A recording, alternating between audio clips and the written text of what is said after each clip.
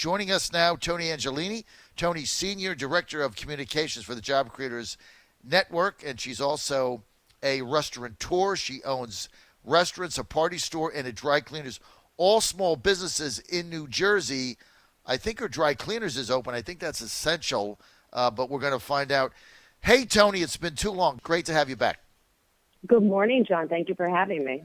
So normally we have you on with the Job Creators Network talking about what small businesses are doing. And also for those that remember, Toni was with us on the tour bus through Iowa and New Hampshire. Boy, Toni, doesn't that seem like ages ago? Years ago, right? Just years ago. And then, of course, the whole New Hampshire thing was a complete waste of time Iowa, because they never did an Iowa vote. I guess I Pete think they're won. still counting. They're still counting, and then New Hampshire, Bernie wins there, and Biden won South Carolina, and that was the end of it. Unbelievable what happened, right? It was unbelievable. It was a great experience. I wouldn't trade it for the world, and I have to tell you, I did have a minute when Sanders finally called it quits the other day, and I thought of a lot of the very, very nice folks that we met along the road and how sad they must have been. He had some very deeply committed people in his camp, and I'm sure that this week was a bad week for them, but, it's just the way it goes. Yeah, you're right. I didn't think about that. We had so many Sanders people on because he had the biggest rally, so we always got their people on, and they were always very respectful, very nice, very enthusiastic, really believed in their guy, and now he's done. Of course, at 78, that's the end. He isn't going to run for president again, so we'll see what happens. Toni, I want to talk about your business. You own restaurants, a party store, and a dry cleaners in New Jersey. 2 of the 3 are shut. The dry cleaners, I'm sure your revenue's way down because, I go to the dry cleaners to get my shirts and suits done, but, I'm not going out, so I don't have any business for them. Tell us what's going on. Yeah, I wish that I could paint a rosier picture for you. The reality at the dry cleaners is that it has remained open. It is an essential business, and we do have police officers, paramedics, first responders that that are still continuing to clean their uniforms, which we do on a good day at a steep discount anyway. So there's not much revenue there. Yesterday, I had the girls pull the numbers for me, knowing I was going to speak to you this morning. And we brought in $36. It's really difficult as a small business owner to make the decision to lay people off, to reduce hours. These are times that honestly I never thought I would have to see in my lifetime. So we did make the decision yesterday, my husband and I, to greatly reduce the hours yesterday, and to unfortunately to lay off our remaining staff because there's no justifying even turning the lights on at $36. Mm-hmm. And the other businesses, the party store has been closed. People are still. We tried to do some social media around sending balloon bouquets, appropriately social distancing, but being able to spread some cheer to people. And we do get an order here or there, but it is absolutely nothing compared to what we should be doing in April. This is, we're on the Jersey Shore. This is when everybody's really ramping up with parties, and that's revenue that is lost, and it's not coming back. As for the restaurant, the numbers as of a couple of weeks ago were in the hundreds of thousands of dollars of lost revenue, and all of these wonderful programs that the Fed are standing up and getting into the hands of small business owners will certainly help soften the blow. But the reality is we need to get back to business sooner rather than later so that we can open our doors again. So you've lost hundreds of thousands of dollars. How many, Toni, between you and your husband in New Jersey, on the Jersey Shore, how many restaurants do you own? It's one restaurant, a catering facility, and then an off-site catering business. There's no catering because there's no group. So you do catering when you have a group. So there's no catering. Are you doing takeout or curbside or any of that? We are doing the takeout. We're doing the curbside, mostly to keep our kitchen staff working. That was really the priority behind it. We're also donating food Every Tuesday night, we feed about 100 people at our local hospital here. Again, it keeps the guys in the kitchen, and it allows us to feel like we're contributing to this madness in one way or the other. And there are tons of restaurants in our area that are doing the same thing. I have to say, I actually got a call yesterday from somebody at the hospital who asked us if we could please change our night because so many people are feeding the hospital staff that they're trying to sort of spread the wealth, which is a really great thing to hear. I mean, this is an area that was ravaged by Sandy. We're well acquainted with, picking each other up and doing everything we can to support each other. But in terms of revenue projections for 2020, I had to tell you, my husband was looking in January at his greatest year since he opened this particular restaurant 15 years ago. The numbers were off the chart. And it was like somebody just flipped a switch and pulled the rug out underneath them. I mean, it's so sad. You guys have worked so hard to build up your restaurant business. I know you and I talking about it, the time we spent, obviously, in Iowa, New Hampshire, riding around from town to town. We had a lot of downtime, talking about you and your husband, how hard you've worked to build up your business, and now it's evaporating. I mean, it's just evaporating, and you're never going to get this revenue back. See, this is what people that don't run small businesses, Tony, don't understand. This is what the Democrats that don't run them, or the liberals, or the far left, or whatever you want to call the people that are talking about having, a 6-month shutdown or lockdown, whatever the hell it is that they're want is. They think that in September or August you can just turn the spigot back on and everything is back to the way it was. I mean, it's going to take you forever to get back to the volume you had. It will. It's years. It's years. It's not months. It's certainly not weeks. But here's the other thing as a small business owner. I hear the left a lot talking about these poor, disenfranchised employees who are being forced to go to work or need to be taken care of. We take the safety and the security of our employees, our number one asset for our business, a lot more seriously than anybody at the government does. So it's every day since this has hit has been a conversation with the employees. Are you comfortable? What can we do to help you? Do you want to work? And for the most part, what we're hearing from people is they're dying to work. They know that they need the money. They are willing to take the appropriate measures to social distance to keep themselves healthy. But especially here in New Jersey, every day that our governor speaks seems to be another round of regulations that make it harder to stay in business. The reason ultimately that we made the decision about the dry cleaner yesterday was because tonight at 8 p.m., yet another executive order takes effect that requires all sorts of regulations in order for an essential business to even remain functioning. Like, give us an example of that, Toni. By the way, Toni Angelini. Toni is a senior director of communications for the Job Creators Network. And Toni is also a small business owner in New Jersey. Toni and her husband own a restaurant, a catering business, a dry cleaners, and a party store. They've all been suffering under this shutdown, a business that's gone out the door that they may never, ever get back, even if they are able to reopen. So, Toni, give us an example of some of the new executive orders that you have to deal with starting this evening at 8 o'clock in New Jersey. So the most impactful one that came out this week from our governor was that any essential business that is remaining open would have to be retrofitted with some sort of barrier between the customers and the employees. The problem with that inside our particular dry cleaner is there's not really a way to do that isn't going to cost hundreds, if not thousands of dollars. And when you have absolutely no revenue coming in and you're wondering how you're going to pay the bills, adding another bill is just, it's not feasible right now. He's an idiot. He's an idiot. I mean, that is such an idiotic edict.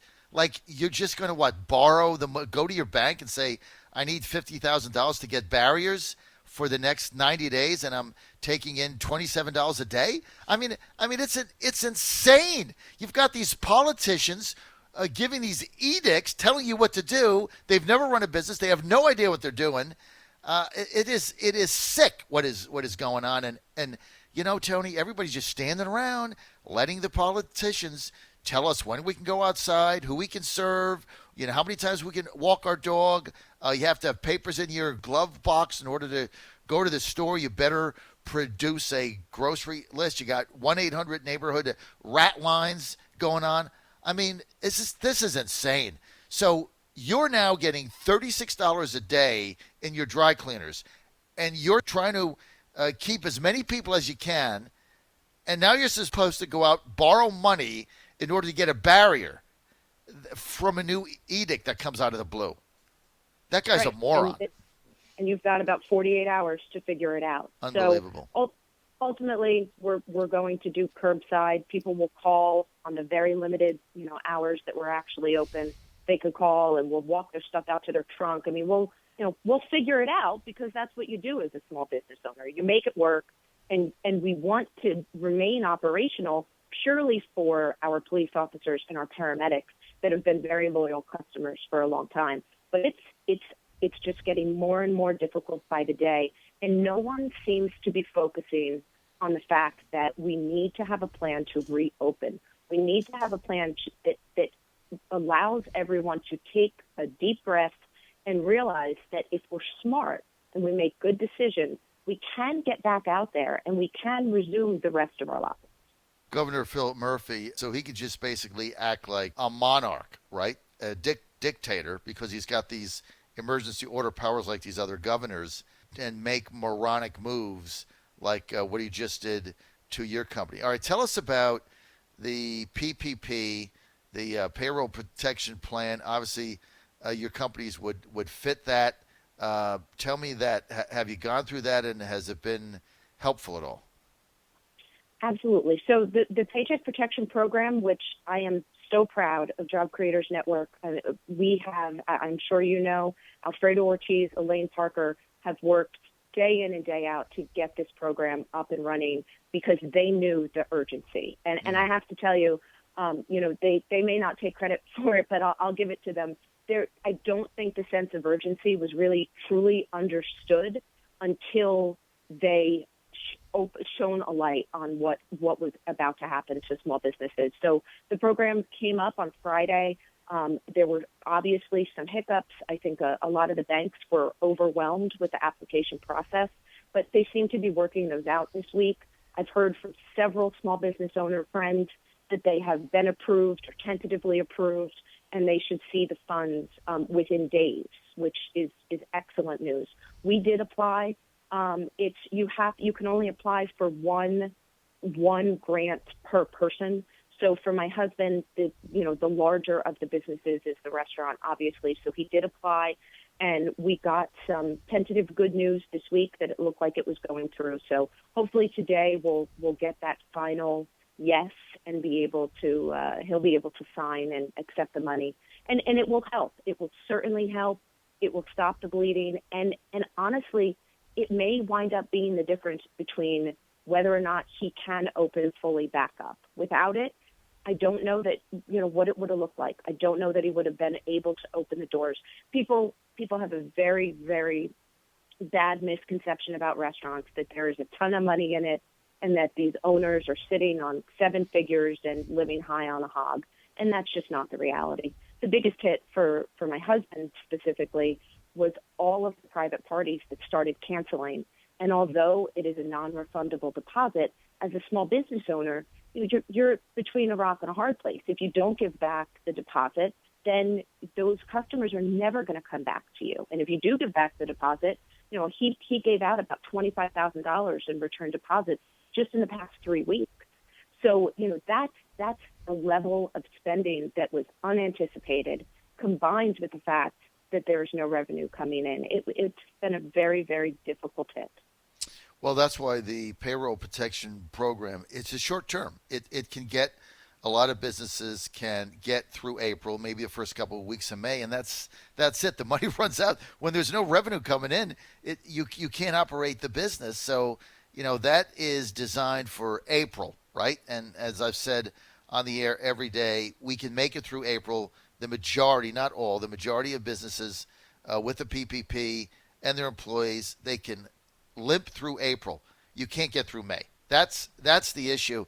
That's why the president understands we've got to open this economy up. And we have to understand, Toni, the implications of this complete economic production shutdown in the United States and the social and financial and economic impact that it has on people's lives. And what I've been intent on getting across is when you put on the news and they have the spiral COVID tracker that says number of people that have the virus, number of people that have been tested, number of people that have died, and all the percentages. That's the tracker. Right beside that, you need the economic tracker. Businesses that went out of business, jobs that are lost, number of unemployment, income gone, suicide, domestic violence, marriages splitting up, drug overdose, alcohol addiction, all the things that are going with what you're talking about. And, trying to get through this, if you just take your own example, you and your husband have worked your tails off to build a business, and you have a party store, no revenue, dry cleaners, no revenue, and now saddled with the fact that you have to spend $100,000 on a barrier where you're getting in $36 a day, and a restaurant business that I know from when we were together, your husband and yourself work 7 days a week, and your children are involved in it, and now that's at risk. So all the time you spent, all the effort, all the sweat equity, all the money you put in, it's now hanging on the edge. It sure is. And listen, we're extremely grateful for the Paycheck Protection Program. If there are any small business owners listening who have not applied for it yet or need more information, our website, jobcreatorsnetwork.com, has become really a resource center for all things COVID-19 relief related. So I encourage everybody to go out there and look at that, and especially check your local state-based relief programs. There are some here in New Jersey. I'm obviously not as familiar with other states, but there is relief out there for small business owners. And listen, we're going to hang in there. We will get through this. It's not going to be easy. There is certainly going to be a lot of side effects on all of it, but I encourage everybody to just keep strong. What is the reaction to just people in New Jersey to this new order that Governor Murphy is putting down, that you have to stay open, you have to spend the money on a barrier? What has been the reaction of that, of just average companies? Well, my informal poll is obviously amongst my friends, and we certainly can fuel each other's fire often. But I can tell you that businesses who were, deciding whether or not to remain open, a lot of them after this week's executive order are just going to close for the next couple of weeks until this passes, because it's just not worth it anymore. It's very discouraging. We live in a state that is at times, you could say, hostile towards small businesses without anything going on with coronavirus. And now all of a sudden we're put in the position where your civil liberties as a small business owner are being completely compromised, and there's nothing you can do about it. So at some point, a lot of small business owners are just saying, you know what, I'm going to take a breath, I'm going to close down, and hopefully when this passes, I can open my doors back up. It's just unbelievable what they're doing. Murphy clueless as to the impact that he's having on all these lives. Boy, you give politicians unlimited power with these emergency orders. Goodness knows how they operate. Larry Hogan in Maryland is doing the same thing. Our governor is a Democrat in Virginia, Ralph Northam. There's a lot of things he did that don't make any sense, but he's probably been more level-headed than some of these others. But that executive order of putting up a barrier it's just done by somebody who has no idea what it takes to run a business. And that's really the problem you have, is these people making decisions. They have absolutely no idea the impact that there has of people's lives and livelihoods and everything else. It's just a dreadful situation. But hopefully we can get back open in May. I'm going to end on this, Toni. Toni Angelini with us, Senior Director of Communications for the Job Creators Network. I saw a clip of an anchor on MSNBC yesterday, and the anchor was applauding the fact that another 6.5 million people filed for unemployment. She was applauding it. And she was saying, wow, this is great news because now we've got 17 million people unemployed. And what that means is people are taking heed to the message. You can't go to work and you need to stay home. So she said, this is great news. I mean, these are Wow. the morons we have running around in the fake news media, applauding 17 million people without jobs. It's like I'm in a surreal world and I'm just going to wake up tomorrow. Unbelievable. I keep waiting for someone to wake me up. Go to the jobcreatorsnetwork.com, jobcreatorsnetwork.com. You can read everything available to small businesses there. I want to thank Toni Angelini for being with us.